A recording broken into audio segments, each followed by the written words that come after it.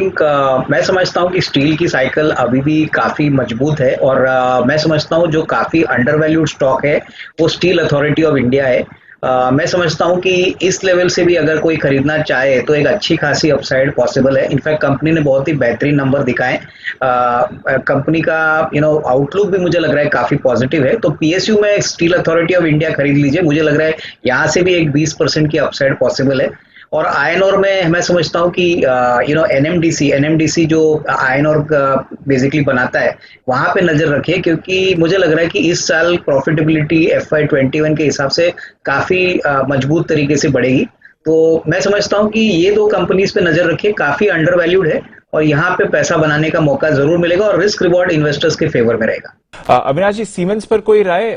नतीजे ठीक आए हैं पर बाजार के अनुमान से कम रहे हैं। स्टॉक में हमने नतीजों से पहले थोड़ा एक्साइटमेंट देखा था। आपकी क्या रीडिंग है सर? नहीं, मुझे लग रहा है कि नतीजे थोड़े से मिले जुले हैं और जैसे आपने कहा कि स्टॉक में काफी ऊपरी लेवल तक स्टॉक गया था। मेरे ख्याल से जो मैनेजमेंट की कमेंट्री और कॉन्फ्रेंस कॉल का जो आउटलुक रहेगा उसके ऊपर आगे चल के एक आउटलुक लेना पड़ेगा। बट मेरे ख्याल से डेफिनेटली नंबर्स इतने भी खराब नहीं है।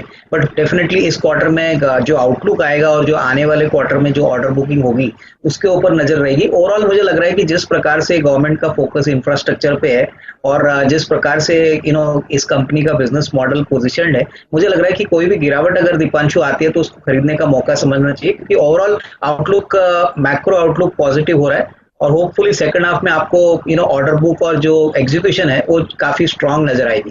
तो डेफिनेटली बाय ऑन डिक्लाइन का मामला है और मुझे लग रहा है कि अगर कोई भी गिरावट आती है तो उसको खरीदने का मौका समझ के इन्वेस्टर्स को एक्यूमुलेट करना चाहिए। इनफैक्ट अनिल जी, जोमेटो का प्रॉफिटेबिलिटी हमको लग रहा है कि कम से कम आने वाले 2-3 सालों के लिए बॉटम लाइन पॉजिटिव नहीं होगी। तो ये नतीजे जो आए वो उसमें कोई सरप्राइज नहीं है। मार्केट्स अनुमान लगा ही रहा था कि नतीजे आएंगे तो उसमें घाटा जरूर आएगा। ये बिजनेस बेसिकली एक नॉर्मल कंपनी की तरह देखना नहीं है। ये इसमें मार्केट ये मान के चल रहा है कि इस मार्केट में सिर्फ स्विगी और जोमेटो जैसे प्लेयर्स ही है, तो अपॉर्चुनिटी काफी बड़ी है। तो ये निवेशकों को मैं कहना चाहूंगा कि जिनके पास बहुत ही लंबा लॉन्ग टर्म निवेश का विचार है वही शेयर को होल्ड करे और कोई जल्दबाजी ना करे। ये शेयर आपको बाद में शायद और थोड़े सस्ते भाव में मिल सकता है। ओवरऑल जो मैनेजमेंट की कमेंट्री रहेगी कॉन्फ्रेंस कॉल में, जो भी अपडेट आएगा उससे मार्केट थोड़ा सा एक व्यू पॉइंट लेगा। तो डेफिनेटली लॉन्ग टर्म अच्छा है, लेकिन शॉर्ट टर्म में कोई बड़ा फायरवर्क्स स्टॉक में आपको देखने को मिलेगा ऐसा मुझे नहीं लग रहा है।